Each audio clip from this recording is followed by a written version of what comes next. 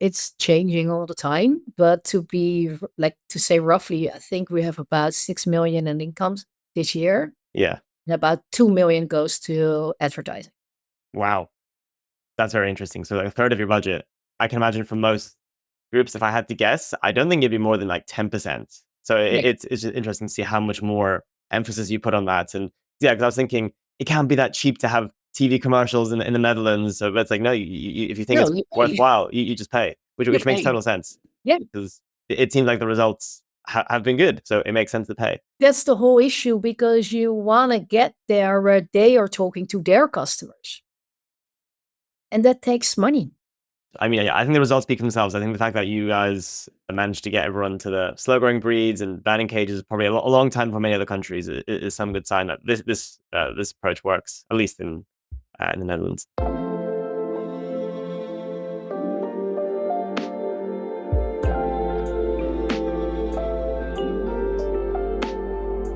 Hi everyone. My guest for today is Anne Hilhorst, who is the CEO of Wakker Dier, a Dutch animal welfare organization. She joined Wakker Dier when she left university 15 years ago, and all things going well, she plans to be there for another 15 years at least. And besides the impressive longevity of their staff, Wakker Dier is a really impressive and interesting organization that I knew basically nothing about. And thanks to their efforts, no supermarket in the Netherlands has sold eggs from caged hens since 2006. No chicken from fast-growing breeds of broiler chicken since 2021. And in addition, over 90% of the retail sector has a meat reduction goal. This is already an incredible list of accomplishments, and it's also far from everything they've achieved over the last 20 years. And there seems to be a few things that help them achieve these goals, which I'll unpack today with Anne in this episode. And some key themes we'll touch on is that they spend over 90% of their effort and resources in getting companies in particular to stop supplying cruel products, as opposed to focusing on the public or politicians.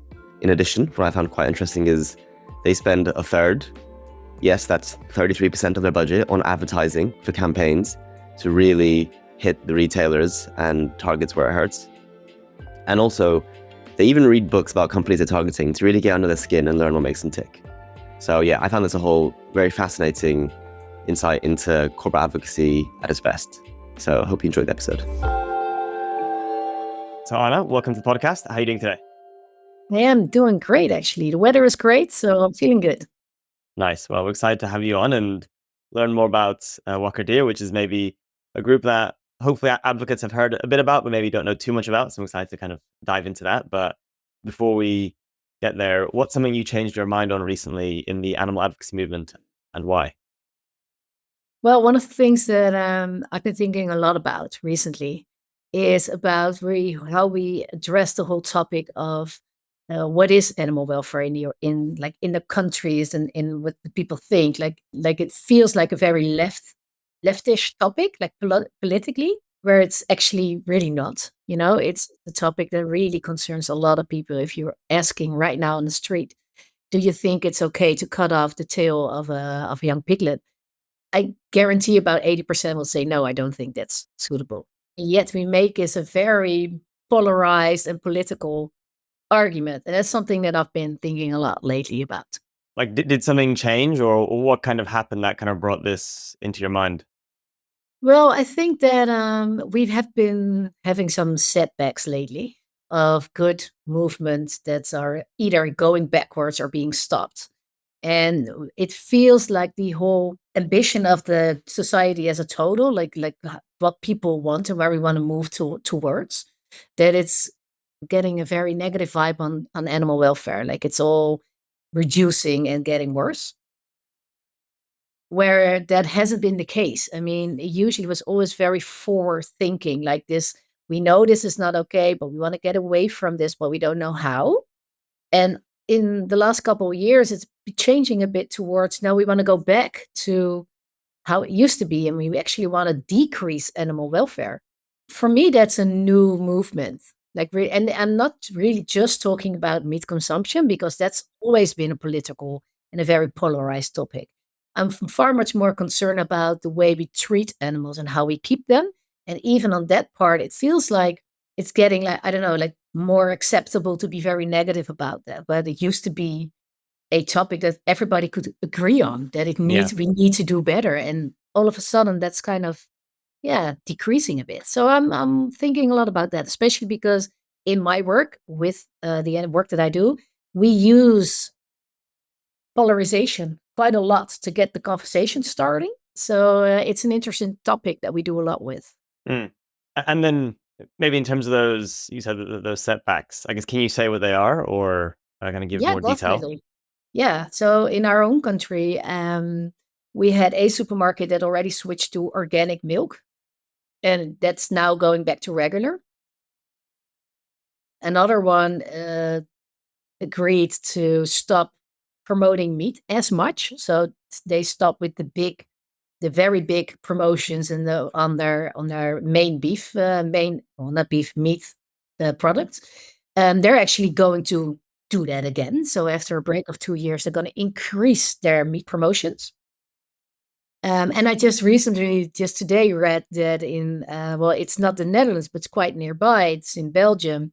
Supermarkets actually are going back from the better chicken commitment animals back to regular broilers, Oh wow. which is a huge setback. And it's only fair, for us, that's a very near market, of course. Yeah. Yeah. So, and that's all happened in the last 3 months Well. in a period that it used to only go forwards. Like it's always like we're gonna increase and nobody and all of a sudden it's getting to be okay to go back again. So that's something that I'm thinking a lot about. Yeah. Yeah. Yeah. That is interesting. This is something that companies might do when maybe there's a big kind of push from the outside public is on side, and maybe it doesn't hurt their business case too much. But maybe now if there's inflation and a war in Iran, is this partially why you think they're changing? Is this because actually it wasn't as good for them commercially as they would have thought, and they have to kind of make emergency changes? Or like, why do you think they're doing this? Well, I do think that there's a lot of going on, and it's very difficult for me to really exactly get what's going on. We're just one little part in a big machinery. But I do feel that it's a combination of pressure on price, of course, but also that what the community feels, Mm, that the whole part of animal welfare isn't that important anymore as it was 5 years ago, and that gives them the freedom yeah, to kind of get back on their on their past, steps forward, yeah, because there's not such a society outrage anymore if they do. And you actually see that because they announce those steps, and it's not like everybody's like accept like outraged and getting like, "What the hell are you doing?" They're all basically, "Okay, fine, I get that." And I think it's a good thing that meat becomes more available and cheaper, and it's important that we so it feels like the whole that there's less of a, yeah, pressure from society to do better. yeah. That's interesting. Yeah, yeah. I don't know if this is definitely the case, but I know in the UK.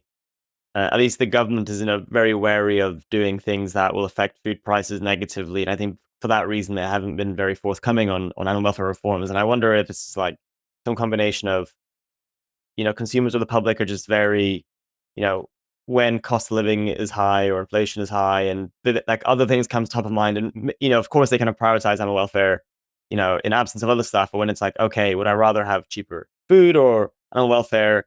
you know, Maybe the cheaper food comes to the top, and they're more understanding of supermarkets doing this stuff, which makes maybe our job a bit more challenging.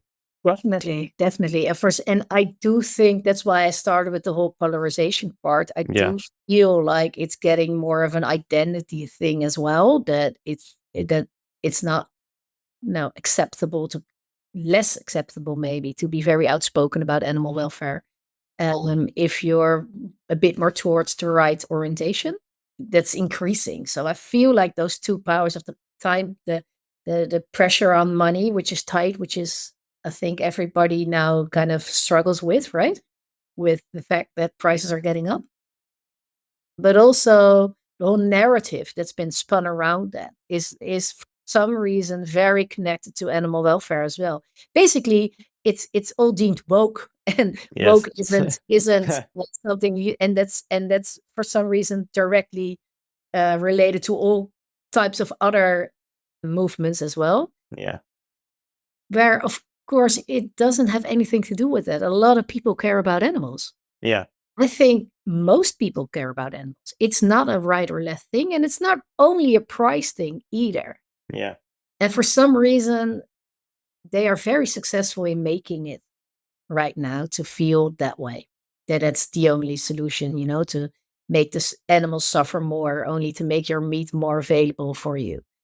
Which we all know that that's a game that supermarkets in particularly are very successful in moderating. So it's not definitely the case that a more expensive product is actually more expensive for consumers as well. They make a lot of choices in that field, and they can do a lot with not even increasing prices for people, but do increase the animal welfare.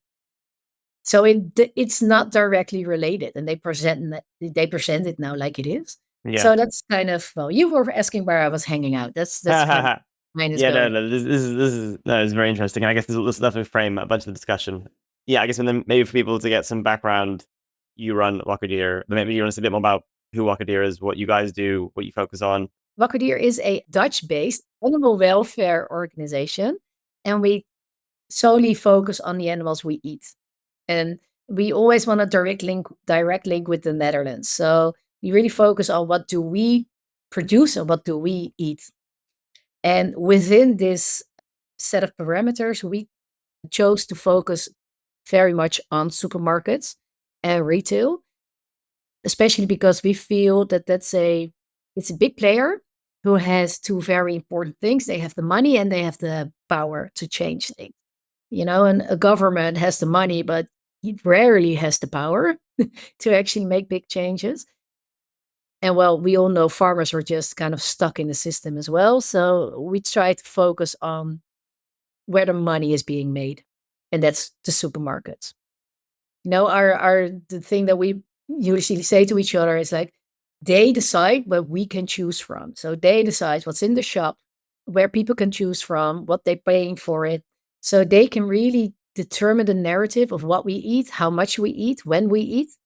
And I don't know how it is in the UK and other countries, but in the Netherlands, about 80 to 90% of everything we eat, we buy at the supermarket. So it has a huge impact Yeah. as soon as you target them. So what we decided to do we've been working on this strategy for about the last 20 years, is really focus on getting the responsibility on the supermarkets, getting them to take that responsibility and basically take it out of the hands of the individual consumers, but say, yo, we take care of this. We make sure that our standards are better than what the government is asking, is getting better than what's legally required. And we'll make this choice for you so that you don't have to. And we did that with a lot of animal protein sources. So we did it with eggs, we did it with broiler meat, we did it with veal, we did it with pork, and currently we're working on dairy.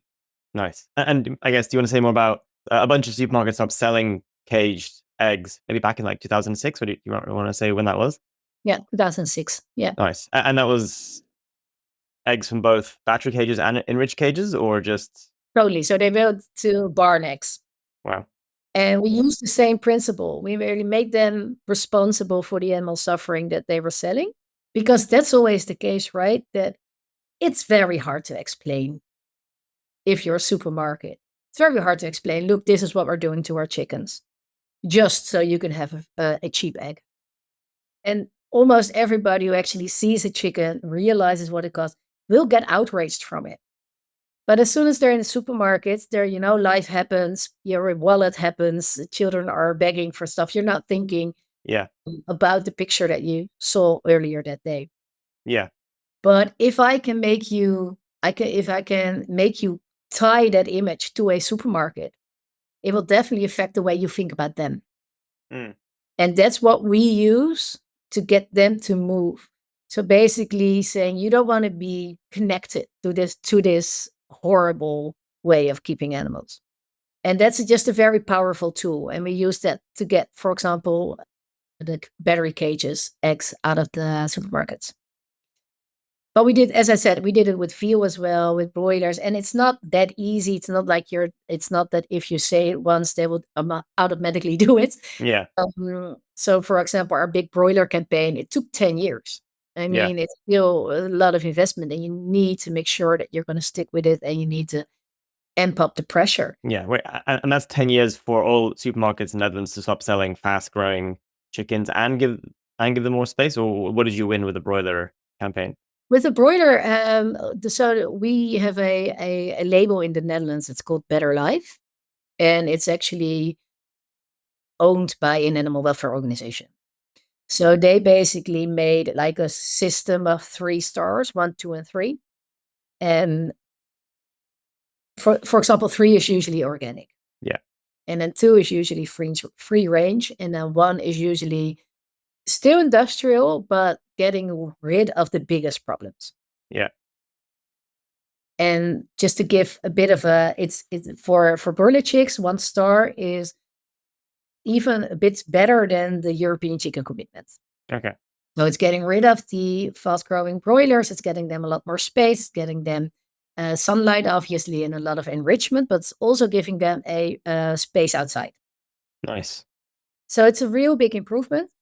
And we made sure that every supermarket is actually currently already for the last, I've left to look at what year we're at. I think it's about 4 to 5 years already that they're exclusively selling that 1-star broiler meat. You're trying to remove the worst products, the worst practices from supermarket shelves, such that when people go in, almost even if they pick, the cheapest or the worst thing, it's still better than it was maybe 3, 4, 5 years ago, and that's already a huge improvement. So I think that makes lots of sense in terms of an Yeah, and approach. we always try to balance it a bit that because you need to be careful that it's not greenwashing. So we always want to make sure that our ask is like ambitious enough, Yeah, also feasible. So if you're gonna demand right now, like I want you all to go to organic, then you're pretty sure that's not, you're just not gonna get any movement because yeah, they're just thinking that's unrealistic. You don't get what you're talking about. But if you're going too low, and they will all say immediately, because that's a test for us. If they say, "Oh, sure, we'll do that," hmm, then you're not, your demand isn't big enough. So it needs to be like a proper improvement. It needs a lot of commitment, and it's probably gonna take a little bit of time as well. But then you can actually, get that market level up, up, up, yeah. then hopefully to a standard that we'll be happy about. Yeah, and yeah, the time is the interesting thing. I didn't realize the broiler campaign took 10 years. That's obviously a long amount of time for a group to be pretty focused on one thing. I guess, like, how did you guys balance that internally in terms of, I can imagine, like, there was times you thought maybe we asked for too much, maybe we should change, or like, how did you kind of navigate this, and what made you want to stick committed to this for 10 years? Maybe sometimes you wanna scream into a corner Yes, of course. and not come. Yeah. No, we went through all of that. And I think that one of the reasons that we were able to get through and stick with it is because we really did our research. So we really knew that it was possible. So we were able to have a lot of conversations with almost every part in the chain. And that's why we knew what we were asking was actually feasible. But it's important to know if the arguments of your counterparty, so the ones that you're targeting, is it bullshit or not? Yeah, And if you're very convinced that it's bullshit, it will give you the power to keep on going.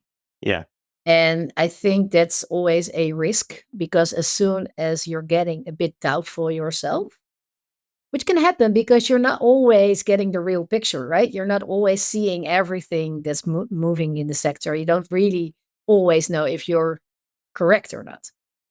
But if you are, it really helps to stick with your campaign. And I do want to add that in our broiler campaign, we had an in-between step.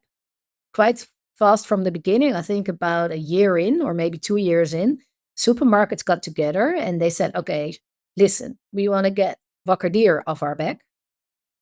But we also don't want to do what they want because the step towards 1-star better life is too big.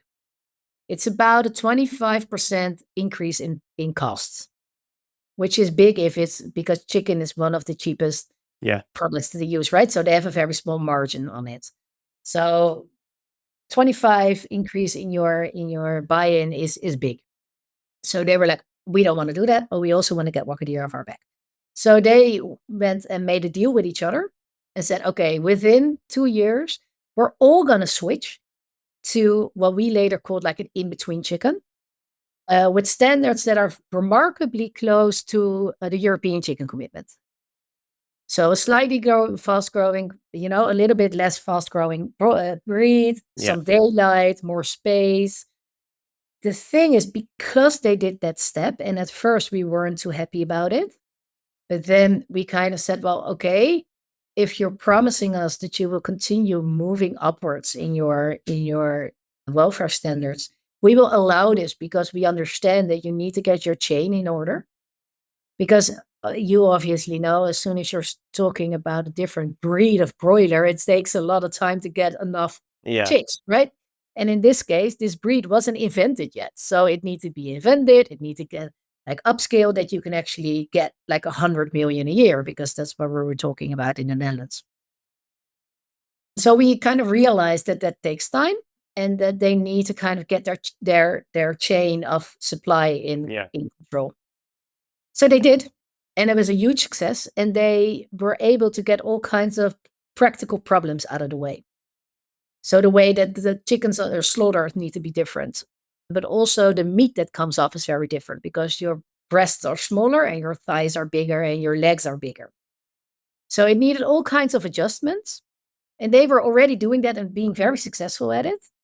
A couple years later, we were like, okay, well, where's the next step coming? And they were like, no, it's all good now. We're like, no, we're still gonna need that next step. So then we again increased the pressure, and it took us another 2 years to get them all to commit to the next step.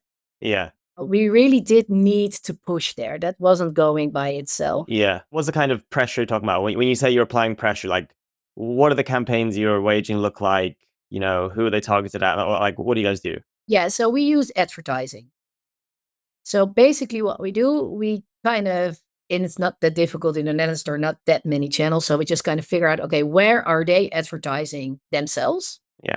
We're just going to be there with a TV commercial, with a radio commercial, with an outdoor commercial.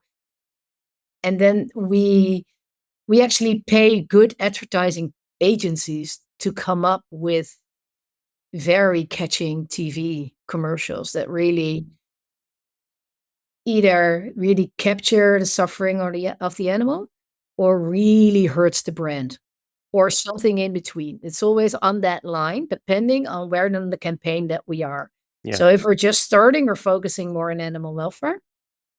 And as soon as we know that everybody's got their picture in their minds of that, we call them explosive chicken, right? The Plofkip.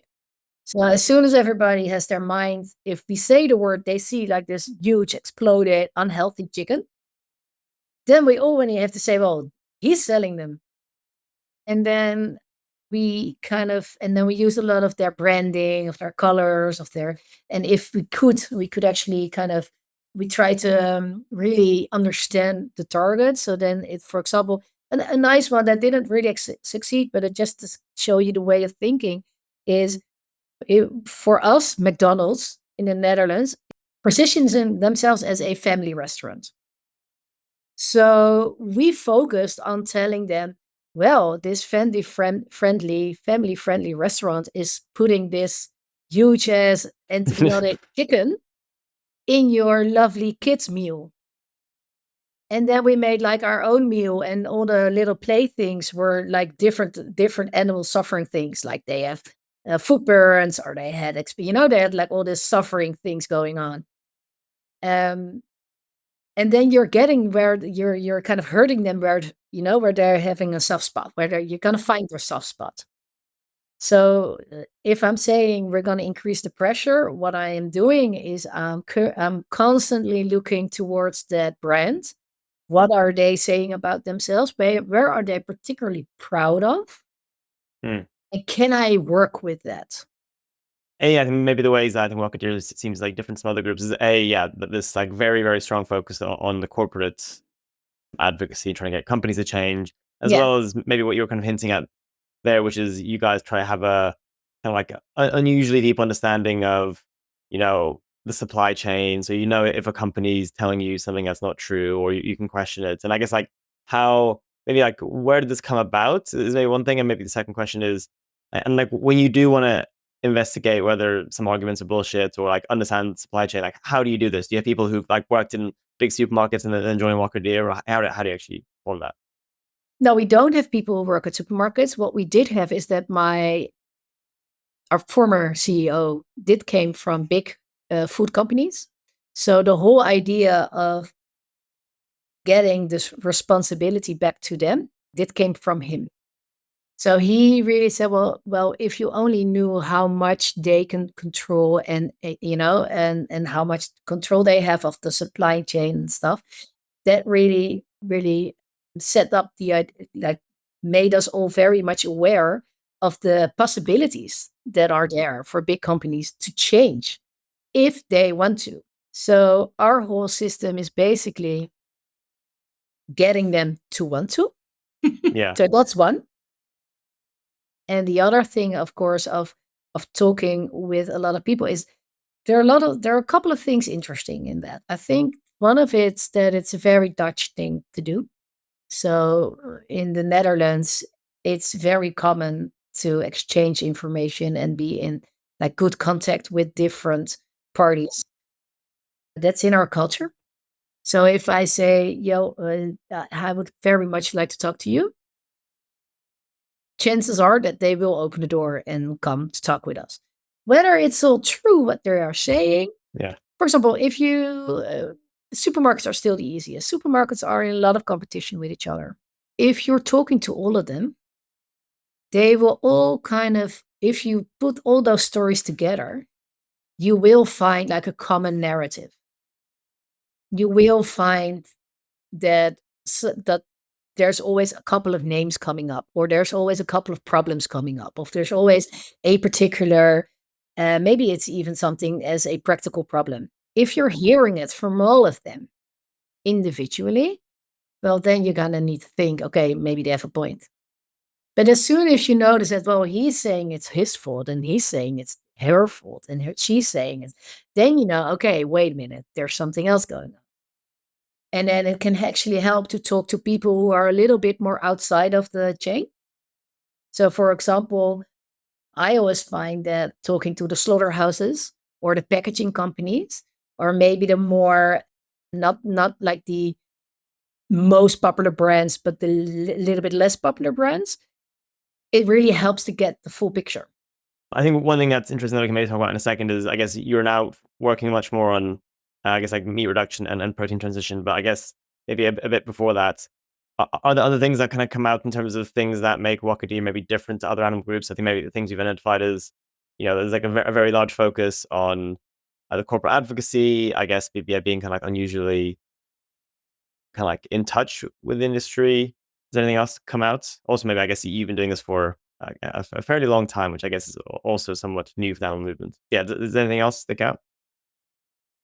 No, I do think that it's not that special what we do. I mean, a lot of other NGOs do it as well. Yeah, I do think that if I'm talking to, especially if I'm talking to organizations that are fairly new in the whole company campaigning stuff, what I notice is that there's sometimes a lack of appreciation or just like acknowledgement of that those companies are not like internally inclined or morally inclined to do well. They have other kind of parameters, and you kind of need to ask yourself the question, why would they listen to me? yeah, Like, what am I saying? What am I bringing? Or what am I doing that makes them want to change? Because they definitely don't want to do it themselves. And they work with different rules than we maybe do. Maybe a lot of us, and I'm saying a lot of us, like people working in the animal welfare movement, are maybe a bit more morally inclined to do or to make some choices that are maybe not always the most financially safe, smart, for example, because we find that as a good guideline.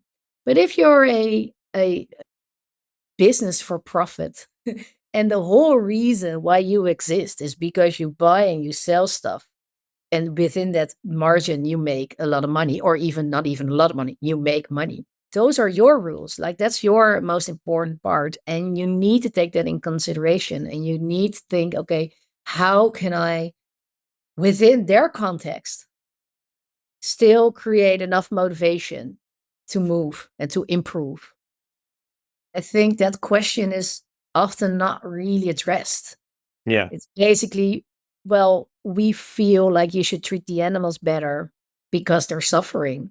It's not that they don't know they're suffering. They know they're suffering. They just don't feel like they have the means to do anything about it because they're in another way of thinking, in another system, and they're not really judged on that part. So, and then again, there are different ways to make sure that they are motivated. It doesn't need to be company campaigning, it doesn't need to be advertising, but you do need to think about what will motivate them. What's in it for them? Why would they move?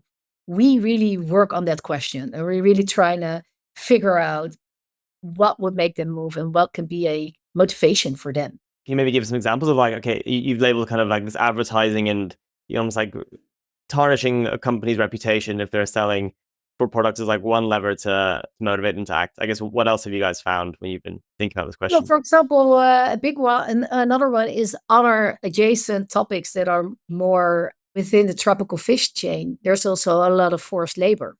Mm. So if you can kind of make the connection with the way we keep animals there and treat them and the people with them as well, and say, well, this whole chain is evil. And then maybe you have an alternative where the welfare is better for the fish, but also for the people. Then maybe you can use the whole argument of you don't want to be liable for maybe, rare things going on there and make the switch. And as a plus side, you're also treating the animals better and we'll make, we'll praise you for it. That's another way to look at what's in it for them. Like how can I make this step worthwhile for them? Thinking about those along those lines can be very helpful as well. One thing you said you guys also do is you are willing to praise companies when they're doing good things. Definitely. I guess, and like maybe can you say more about this? Because I think some groups are reticent to do it. I guess reasons you mentioned before of they're worried about this kind of greenwashing effect, or you don't want to say praise when actually the praise isn't always due. Well, I think that's very much aligned with, are you yourself convinced that praise is due? If you set a certain demand, for example, and they are obliging you, if they are saying, like, I'm going to do what you're asking, well, that should be a good thing. And if you can't be happy about it, then you shouldn't have asked it. So there's a reason why you asked them to do it. Yeah. And so you should be happy about it. And of course, you don't need to go, oh, they're perfect now. But you do need to acknowledge that there was a step to be made and they took it and you wanted them to. So I think that's the biggest thing. I mean, if you aren't happy about it, you shouldn't have asked them to do it. Yeah, I think this is, I guess, like, it seems like your approach is quite similar to what Anima International is doing now and what they're calling Yeah. the fair cop, where you're willing to give praise and work collaboratively with companies, but then if they, are giving you, like bad reasons or dragging their feet, you're willing to also campaign and use advertising and get the public outrage to kind of spark them into action. It's shaming and faming. It Yeah, should always go together. And I want to add another thing on that. It's not just because you want to reward what they're doing right, because it's the same with you and me. If we're doing something that is not that easy, but we know it's better and we're doing it, you want to get a praise, right? You want to get yeah, some kind of reward for doing it, yeah, especially if the same people or the same situation is going to happen again and you need to make another choice whether you're going to do it or not. If you just had a nice feeling about doing the better thing just now, you're going to be more inclined to do it again. And if it hasn't been a good experience for you because you didn't get the praise or you just got a lot of negativity from other people, why should you do it again? yeah. So it needs to be a very positive experience for them. Yeah, that makes sense. Yeah, I think it will. I don't know why this thing came to my mind. It's like when people post on social media, and if you just get trolled by random people and people leave all this hate comments, you don't want to post because it's like not a nice experience. And I guess it's similar to this. If you make some kind of move and you just get more hate, you're like, well, why did I bother? Why So did yeah, I bother? And you want to get them, and it really helps if you're getting if you're able to get like an advocate within a company. I mean, that's about the best thing you can achieve, right? If there's something within the company arguing your case because it was such a good experience when they went to did something with you the last time, well, it's going to be a lot easier. Your life's going to be a lot easier, and there's a lot more result getting from that. Yeah. And the other thing that I do feel like I need to mention is praising also really makes clear who's not praised. Yeah. So, about the most effective thing you can do is saying, well, he just made a very good step, and that one is still selling horrible animal suffrage. And if you really want to make it bold, say, if I would shop, if I were you, I will go to them. I mean, then you're actually getting them to compete with each other Yeah. on animal welfare, being like, oh, well, I don't want to be next to him. I want to be better than him. And they're going to, and it's not always going to work. But if you can get that moving, that's a very powerful way to get companies to change. Yeah. I guess that's an interesting thing I've never thought of, which is you can both praise one company at the same time, criticize another company, and putting them together, it almost makes it more strong for the one Yeah. who's not doing anything. Yes, places more touch. For example, it's a totally different category, but if you can somehow get a Pepsi and a Coca-Cola in a combat on the topic that you want, they would constantly try to, up each other. If you can make that happen on animal welfare, you could just sit back and let them do it. Yeah. Maybe one thing I wanted to speak about, which I think how I originally learned about you is, you mentioned the word already, Plofkip, which was the name for exploding chicken, or I think fast growing chicken. We call it Franken chicken in the UK, and this was, I think, a big part of your campaign to improve the broiler standards in Netherlands. Do you want to maybe say more about how you came up with this, why you felt this was necessary, and the kind of impact it maybe had on communicating the lives of chickens? Basically, what we do is marketing, right? So what we try to do is market our frame of a specific animal or a specific type of suffering. And we want to get everybody to think and feel about this thing that the way we want them to. So we're always working on new words, new payoffs, new ways of describing something to make it our own and get people. I mean, we call it loading a specific frame with images and words. So that's something we always do. And Plofkip is just happened to be our most successful one. We didn't invent it. It was a word used by a journalist in the Netherlands at one time. Interesting. And he just randomly said, like, well, it's not a chicken, it's an exploding chicken, just right off his hand. Yeah. And we just figured, well, that sounds good. We're gonna take that. And Yeah. we did contact him about it. He didn't care. I mean, he's all right with it. But we uplifted this word and we really thought about, okay, what do we want people to see and hear and feel if they see and hear Plofkip? And then so we did a lot of work on that. And then we have a lot of luck that the word is just very, I mean, it's fun to say, it's fun to hear. I'm forgetting how it's called, but it's a word that's it's a sound as well. So it's a very in Dutch, plof is like boom, or like you're getting a hit. Yeah, it's like onomatopoeia, I think. That one. Yeah. So so it really makes a lot of you feel things, right? When you hit a word. And it's very fun to say, as I said. So it became instantly a word that's big. It became word of the year. Wow. And a lot of, and it became like everything that was exploded. So all of a sudden you had plof fashion, you had plof, it's like it became a word of a in consuming. All right, interesting. Mentality. So it became like a signal word for something where the market has gone too far. Yeah.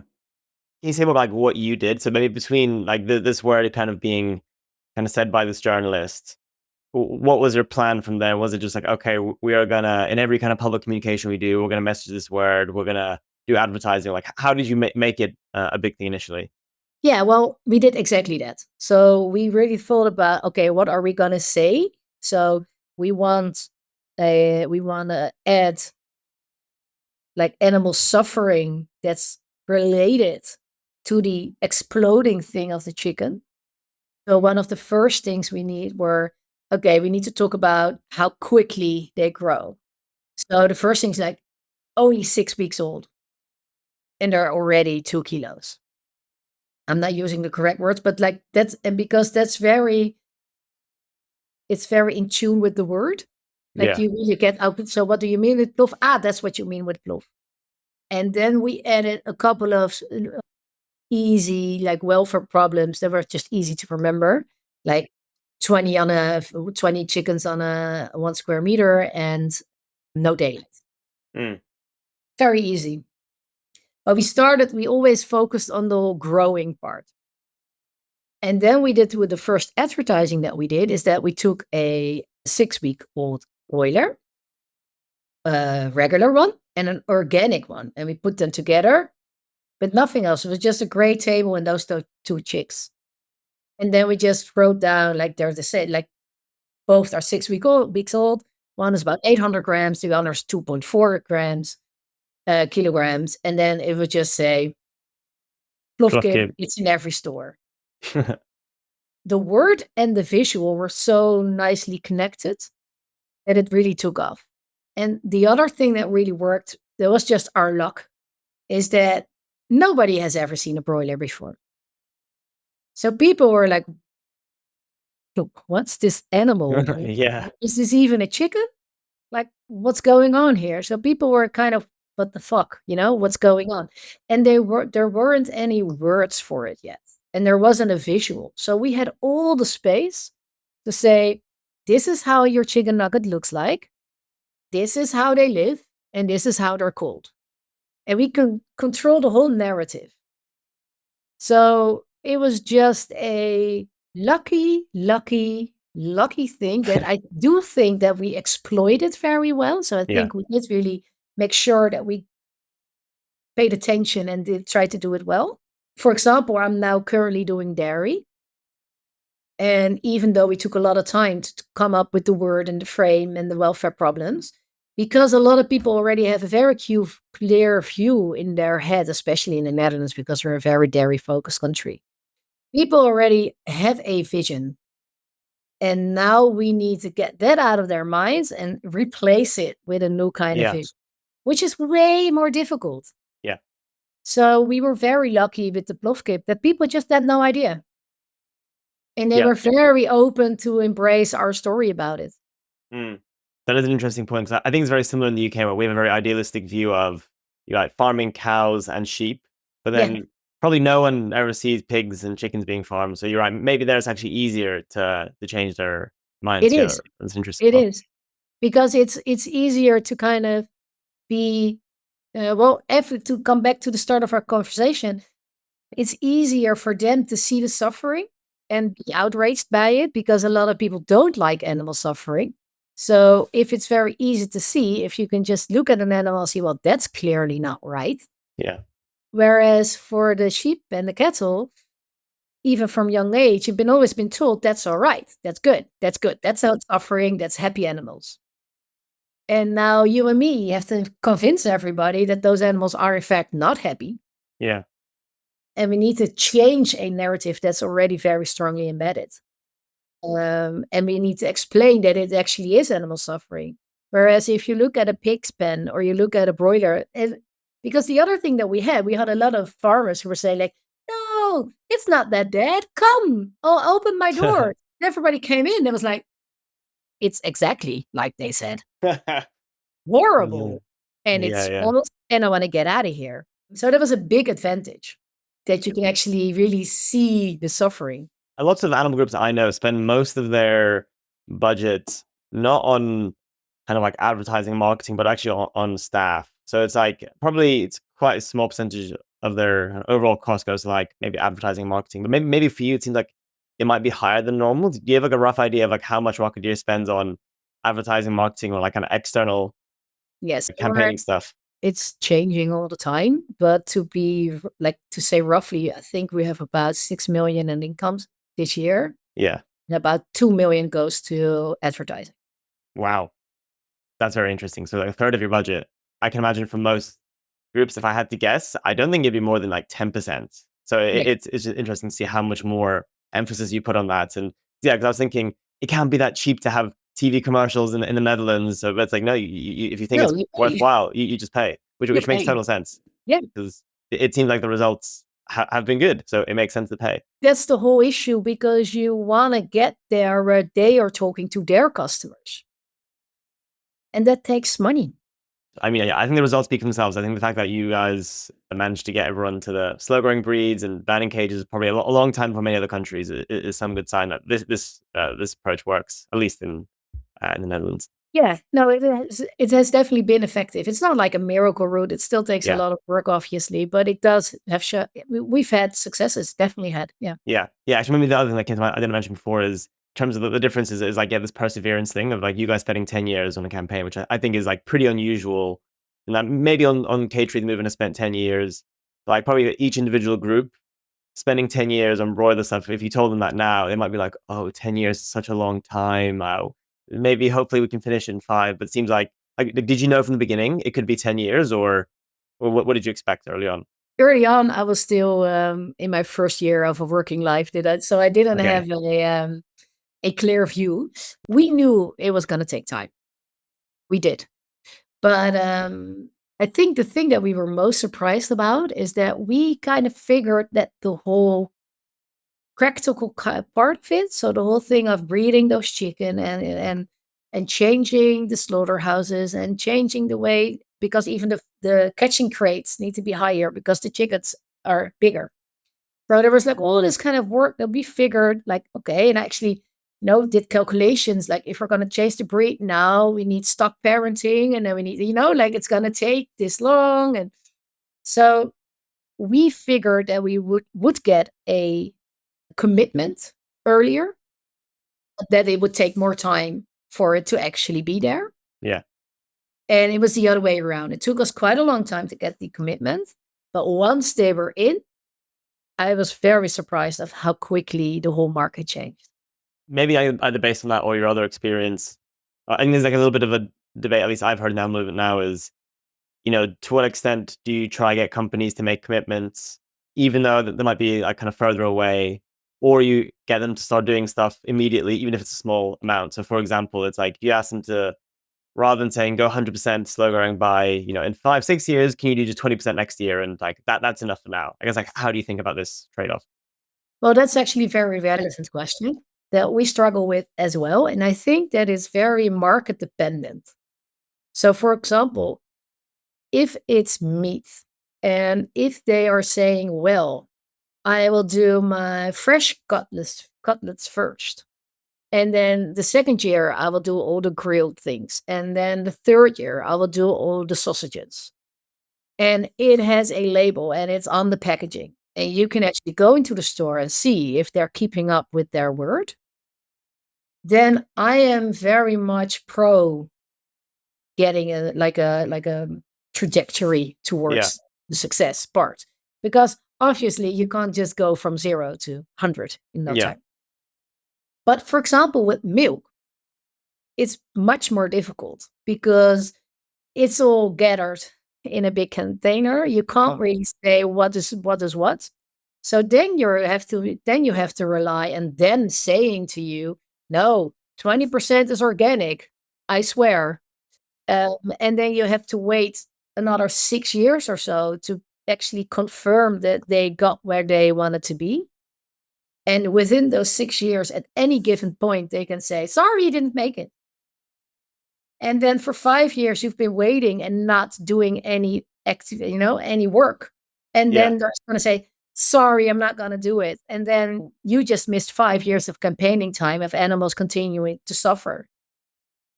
So that I will always recommend against. Yeah, I guess in that case, if it's something they're putting on their website, I thought there was something around if they make a public disclosure and they're a publicly listed company, they kind of have to be telling the truth. Otherwise, it's kind of like lying to their investors. Or did you Yeah. know more about this? Well, I do, and I'm in a bit of I've seen it both ways. So I know companies that are actually very integrity is a big part of their working model. So they will actually say, I can't do any improvement, I can't do any commitments that I can't, cash in and that I can promise, and then I won't do it. And you have companies who will say whatever they want because they want to get you off your back. And then you also have the category of people that are did commit and do report, but not reaching their goals. And then it's always a big question of, okay, well, are they reluctant or is it really difficult or what's going on here? So I don't have a clear answer on that. I've seen it all ways around. So I've seen com- big companies doing commitments and just not doing what they say they were going to do. Yeah. I've also seen companies being very, very strict with their own commitments and really keeping up us updated as well, like really getting in touch Yes. with us, like, hey, I said it's going to be week 15, but it's actually going to be week 16, which is fine, right? Yeah. It's not a Fine. big deal. That's no big deal. Yeah. So I've seen it every way around, and I'm not really sure which I would prefer. I think it's also part of making sure that either way, you have some sort of control. So either because it needs to be in their annual reports or because they are using a label or because, I don't care what it is, but there needs to be some sort of control where you can actually get the proof that they're doing what they said they're going to do. Even if you're committing to, I can imagine, I'm just freeballing now, but I can imagine that if they're saying, okay, I can do this, but I can do it in 5 years. And the way towards that is going to be this and this and this. And I'm not going to be able to sell that in the packaging, but I am going to be able to show you that we bought a certain amount of organic milk, for example. I mean, then it will also be a different kind of conversation, right? If they can prove to you that they're actually doing what they said they do. I mean, then it's all okay. But Yeah. there needs to be a form of control. Mm. Yeah, that makes sense. Maybe to change gears a little bit, we can talk about the protein transition work that Sure. Wakker Dier is working on, because I guess we haven't touched on this yet. I guess because of all the success you've had, on the various issues we've discussed, broiler chickens, eggs, and other species, you guys actually moved on to campaigning against supermarkets to get them to pledge to sell, I guess, less meat and more plant protein as a result. I guess, can you talk more about this campaign and I guess like how it's gone so far and the current status of it? Well, this one is actually quite interesting because this is one of those campaigns that at this moment I'm a lot less positive than I was a year ago. What we asked them to do about 2 years ago, well, 3 years ago, is to commit to the protein transition and to Yeah. switch to 50-50 in 2025 and then 40% animal in 2030. And that's actually a very long time goal. Yeah. And our demand was they need to report every year on where they were standing. So just been 2025, and nobody did what they were saying that they said they were going to do. Yeah. And like, how close are we talking? If maybe for some context, if their goal was 50, like where did most companies start at, and where did they Well, finish? most of them started just a little under 40, Okay. and they're now about 42. Okay. But for example, none of them made any progress in 25. And they're all blaming it on the and the protein hype. All right. Yes. And now we are actually a bit of, okay, well, this was our little way of making sure that they were actually moving. Now we have another 5 years or 4 years that we basically have to wait to see if they are gonna get there to their commitment. I mean, they're gonna report every year, but they didn't make any promises on the in between years. They made a promise about 2030. So, one of the things that we try to do is not make demands that are not supported by any other organizations. We have a lot of NGOs in the Netherlands working on this topic or on animal welfare, and we usually have some government aims as well. And what you don't want to do is, everybody saying, do this and do that. And then that everybody, has another opinion of what supermarkets should do. There's Yeah. either if you don't totally commit to it or feel like it's the best way, it's always better to kind of align your demands and like collectively strive for the same result instead of competing with each other. Yeah. So this whole way of protein shift and those goals and the way to measure it is not our idea. But we did kind of tagged on and said, okay, well, you have this goal filled out, and we are going to try if we can get the supermarkets to commit. So we're going to do the pushing. We're going to make sure that they're going to commit to this thing that the role thing that they should be doing. So that we did. And that was very successful. So 90% of the market share of supermarkets is now committed to that goal. But to say that they're actually moving and it's actually going well, no. And Yeah. then and what I said before, like it's very important to really understand what's going on so you can really weight their arguments. Right now, this is actually a very difficult topic because, of course, protein transition is much more than just meat. You can do a lot about it, and you can do it in a lot of different areas. So you can do it with promotions. You can do it with portion size. You can do it with whether the amount of products that you offer. You could do it by just making plant-based cheaper. Yeah. You can do it by adding more plant-based material into your sausages. Mm. I mean, you can do it in 1,000 different ways. What we now see is that supermarkets are trying all these kind of different things, but it's not resulting in a clear movement towards plant-based yet. Right now, I am ashamed to admit that we don't really know whether they are putting their best behavior. Like, are they doing the best they can? Or Yeah. are they simply doing some pilots to make sure that they can say to us, look, I'm doing this. Where on the other hand, they're still promoting a lot of meat. That's a real difficulty within the demand that we set, because we didn't say, I want you to sell less meat. We said we wanted you to commit to the protein switch, which is much more complicated and much more diverse than just meat. So it could very well be that they're all selling a lot less meat right now, but a lot more dairy because of the protein hype. And then in one point, they're doing what we want, but they're Yeah. not aligning with the real demands, which is the protein transition. Yeah. I have a bit trouble to explain it very well, but this is one of those things that we feel like we've done a couple of things very good in this campaign. So we got the companies committed. They are working on it. We can see that they're working on it and they're reporting on it. But the results are very disappointing. You can't really tell from the outside whether they're doing really serious, genuine pilots and they're doing all their best to hit these goals, or they're doing the least required just to show you and other groups saying, oh, look, we did our best, but the protein craze is too crazy and consumers want this. And, oh, it's too hard for us. And I guess, like, how do you counter that? Of course, it's a very hard question, but like, how do you guys think about this? Yeah, well, and that's what earlier in this session you said, like, how did you know with all the broiler chicks that this is actually going on? That's because we had a lot of conversations and we're very in control of that narrative and of that campaign and those goals.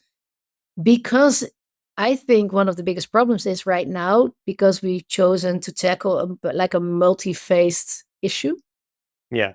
that also makes it a lot more complicated to really understand whether these arguments that they're telling us are valid or not.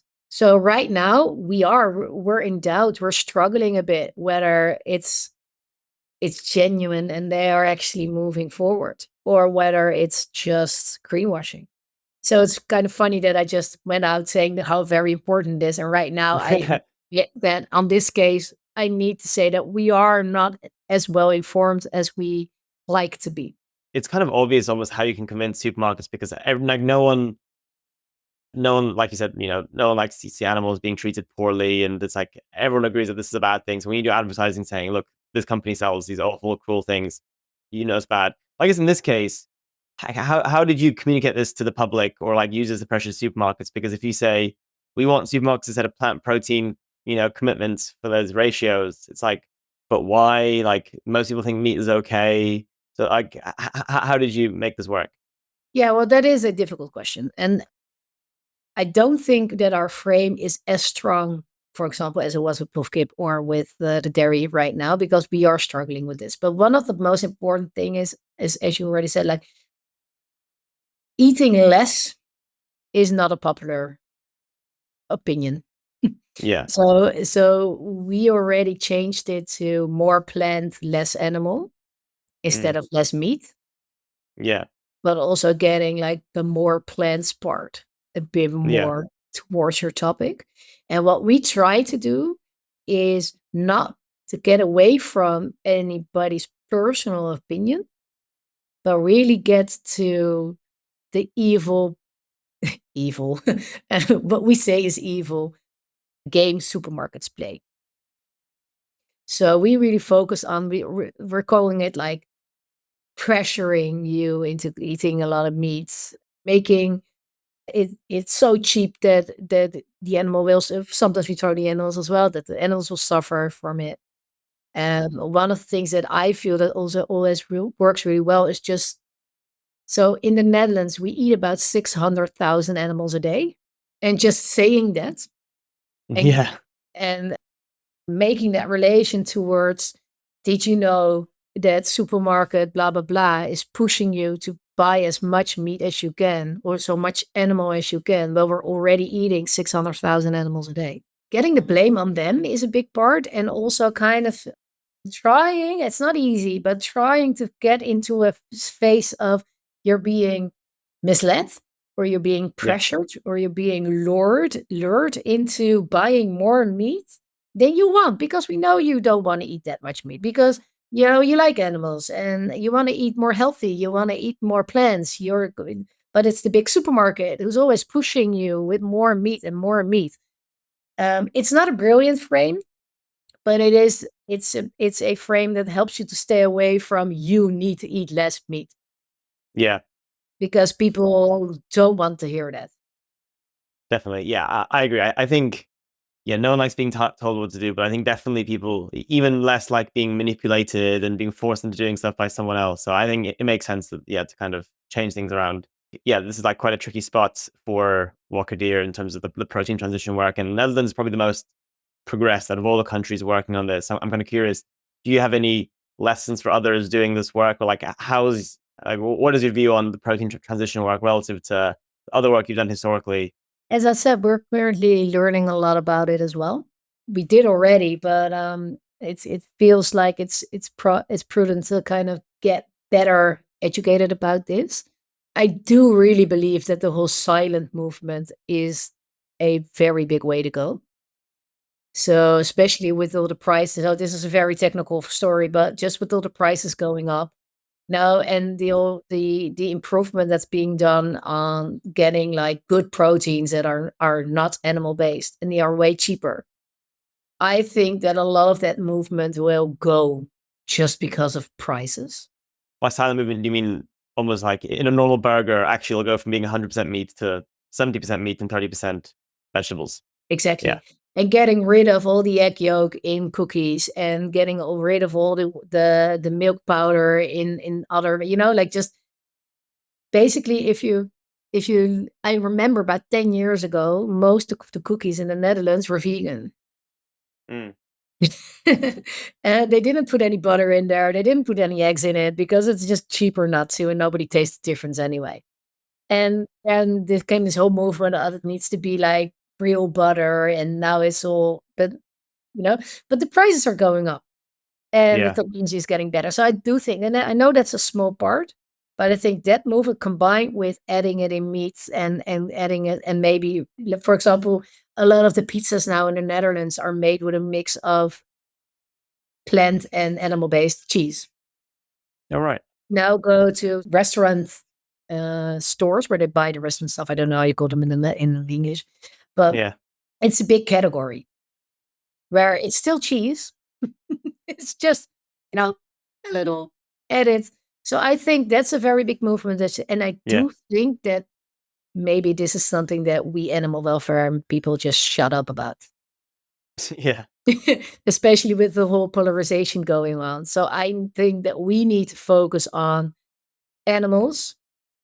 We're still talking about animals. We're not talking about meat. We're talking about animals. How many animals? It's like classic getting the connection between the product and the animals, and then addressing them on that part and just showing the welfare problems.